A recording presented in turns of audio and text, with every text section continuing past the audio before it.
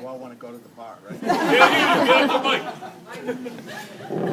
At this point, the managers wanted to present a gift to Dennis, but then later, or actually earlier today, the managers told me no, they weren't going to be presenting the gift to Dennis. And, they were going to try and find somebody who would come up and actually give it to him. And finally it came down to Norma. So Norma's going to present the gift to Dennis.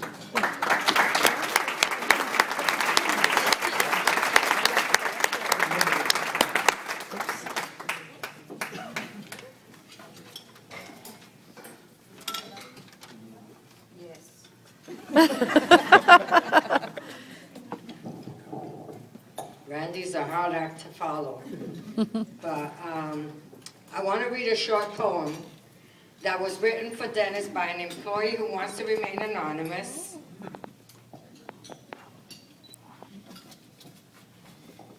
And the name of the poem is 37 Years. 37 years ago, you walked through the door to help the children and many more. Compassion helped you to see it through. In the years that passed, a leader grew. An area director you became. You knew your life would never be the same. You helped the children through our eyes and helped us all to realize we share a vision that brought us here, which gives us strength to persevere and fight the battle every day that keeps the children from harm's way. At times we barked at decisions made, but you held the course despite our tirade. You scolded us when we would misbehave, but your compassion you would never waive. You understand the work we do, the pain, the stress, the glory too. Now at 37 years, this journey ends, a journey filled with lifelong friends.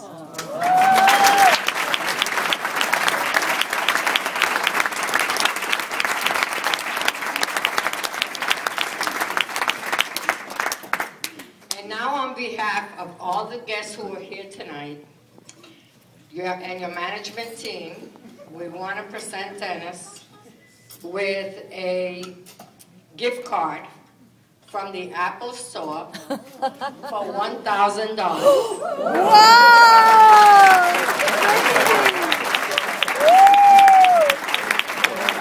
Wow! Yay! Thank you for being a great boss, Dennis, and a leader, and we will miss you greatly. Wow.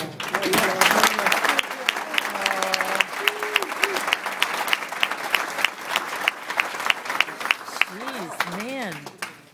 This is your poem. Well, I'd just like to say what Randy said.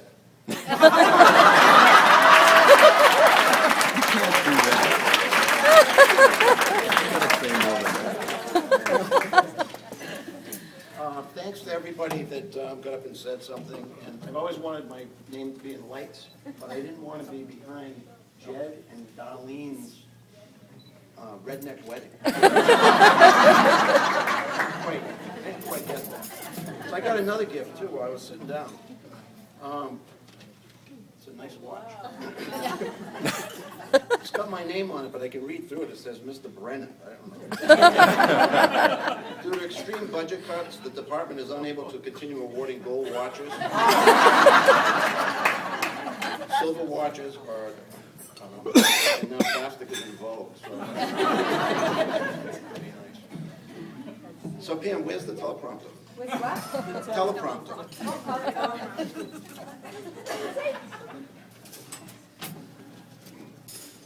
So is anybody else wondering why, when they caught bin Laden, the Pakistanis were blamed, and Whitey was hanging out like 3 miles away from the FBI? I'm not sure who was supposed to blame for that. This is really a humbling experience to be standing up here. It's really hard to prepare for it.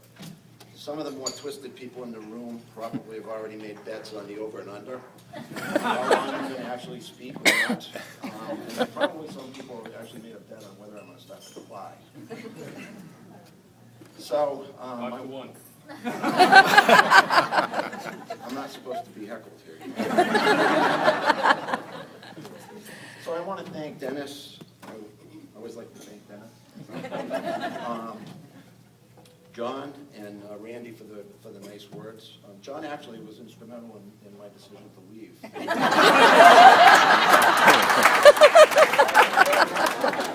One of the things John did, one of the things that happened with John is he hurt his back, I don't know, 3 months ago, John, something like that.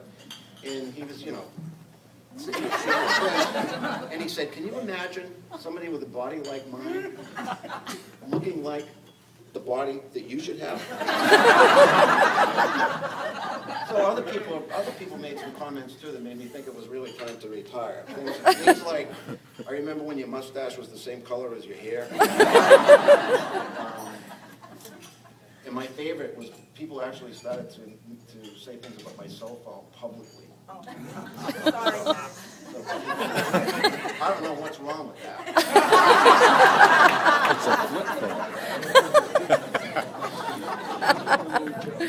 A couple of people have asked me what I'm going to do after I retire, and a couple of, was it last month, I think, over in Bonner, and some of the area directors were in a meeting with me, and I'm going to tell you what I told them. I really need to do something that's going to be a lot less stressful, so I'm going to go back to my old job as a mercenary. So I too want to thank all of the people who pulled this together. I know there was a whole group of people, but I really want to thank Marla and Pam for pulling it together. I want to thank Olga and Donna and several other people who drove a long way on a beautiful, is it still beautiful out? Nice June night anyway.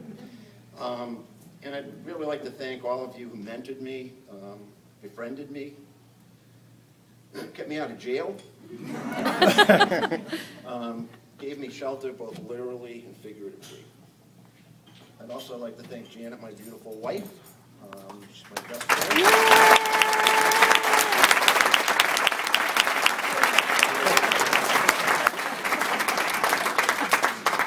She's my partner in crime, and she basically keeps me honest. If you look over at my table, you probably can figure out who my sister is. And I'd like to thank Donna and Jim for constantly being a reminder for what good parenting can do for a family. It kept me safe.